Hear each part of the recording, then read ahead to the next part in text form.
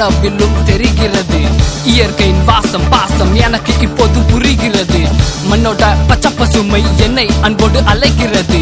No no no no no, இது கவிதை இல்ல கருத்துள்ள வரிகள். ஏ ஏ ஏ ஏ, அறிந்தால் அழியும் உன்னோட குறைகள். பிறந்தால் தாய்மடி, இங்க இறந்தவனுக்கு ஆறடி. நன்மை செய்ய நினைத்தவனுக்கு முடிவு என்பதும் இல்லையடி.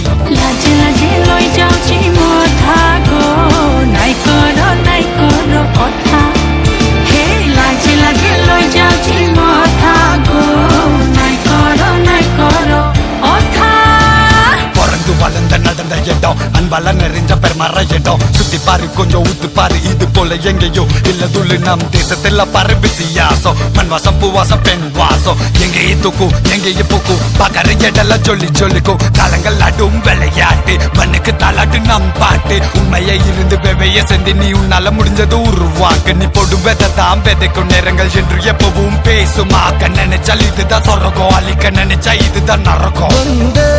उत्कल जननी वंदे उत्कल जननी.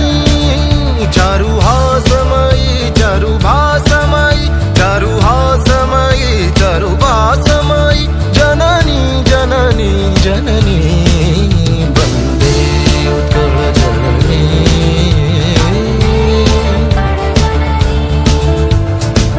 पूत पयदि विधौत शरीरा ताळ तमाळ सुजवित तीर. पूत पयदि विधौत शरीर ताळ तमाळ